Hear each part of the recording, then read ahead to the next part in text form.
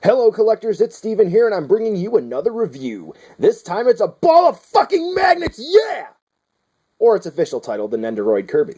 Released just in time for Valentine's Day, this lovable little ball of suck and blow uses a unique articulation system to tickle your fancy and works perfectly in the Nendoroid style. With everything said, sit back, dim the lights, relax, light a few candles, and let's see if Kirby here makes as good of an action figure as he does a lover. So when it comes to detailing, Kirby is very simplistic. A pink ball with some decals for the faceplates. Taking a closer look at Kirby's face here, you can see that the decals applied are very nice, and the little sculpt mark that is there, just for the mouth, is well done. Now, moving on to the articulation, since it's very easy to cover, Kirby has magnets in him. Ooh, yes, very fun, very easy to use, and pretty much all of the posing for Kirby is up to your imagination.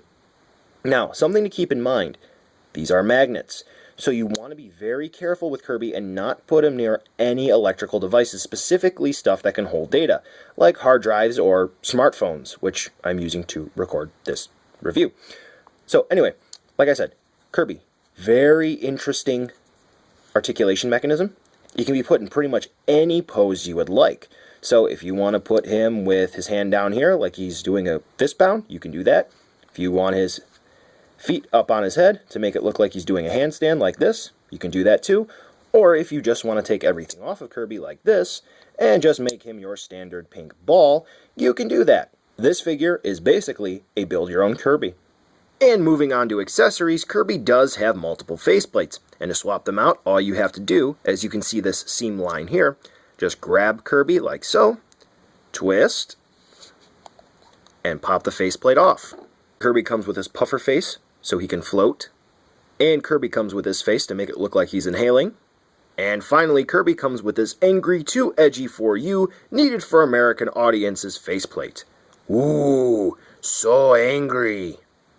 Moving right along with accessories, we get a nice display stand for Kirby here, and all you have to do is plug the peg into the stand in the bottom of the base, in one of the holes, and then to plug it into Kirby, notice on Kirby's back that the hole is not exactly straight, it's at a small angle.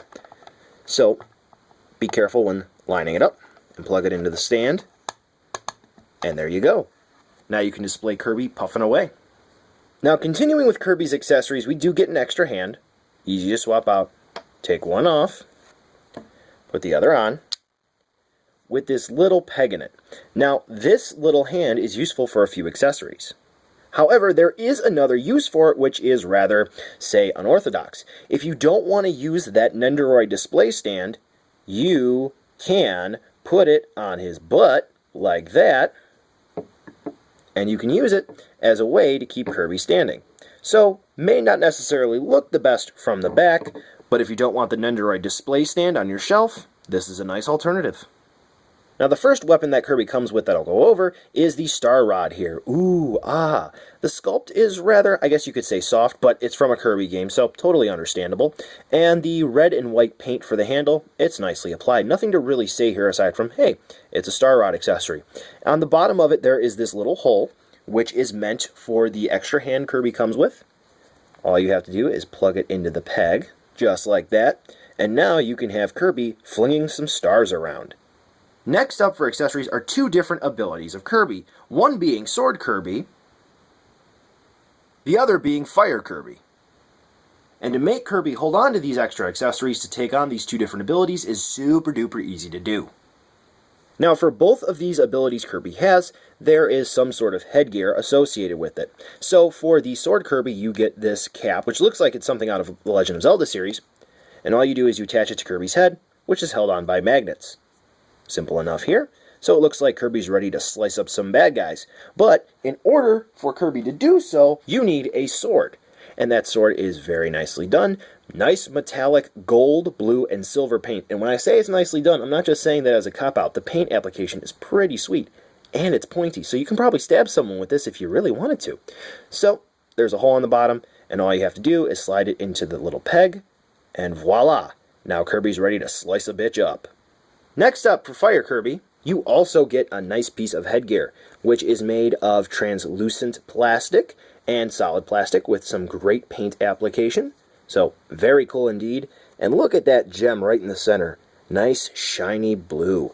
So, just like the Sword Kirby cap, put it on Kirby's head by magnet, and now you're almost ready to cook up some bad guys. So as you saw before, Kirby comes with this nice little flame blast shot, which it's nicely done, translucent plastic with some paint. However, do keep in mind that the support arm for this little effect part, it's a very annoying ball joint that likes to pop out. So yeah, you got to be careful because this is translucent plastic and it does like to snap.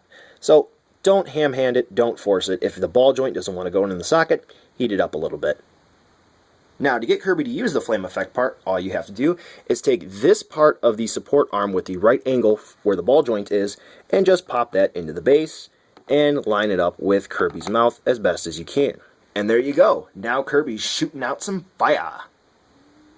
And finally, the last accessory that we get for the standard release Kirby is this nice backdrop.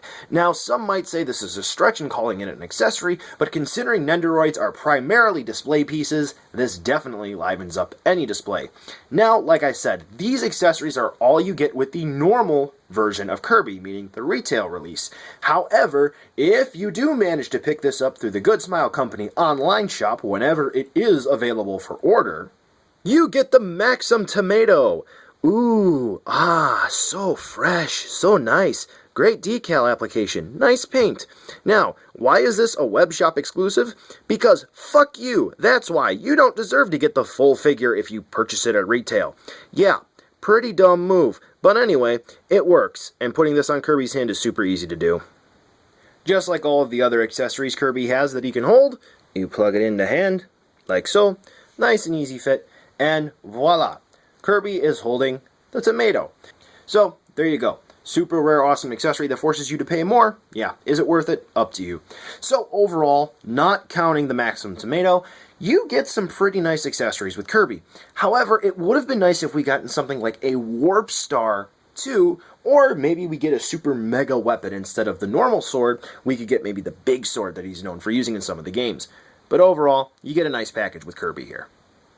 And to wrap up the review, a size comparison with some other Nintendo figures ranging from Good Smile Company to Bandai. And of course, Mega Man's thrown in there because he's a Smash character. As you can see, Kirby is a very small figure. So, buy Kirby now, skip him, or wait for a deal. Overall, Kirby looks nice, but it's kinda hard to screw that up considering, well, it's Kirby.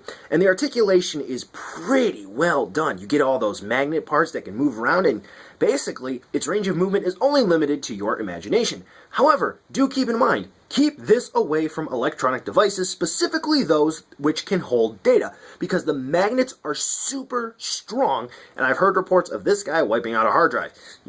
Not good.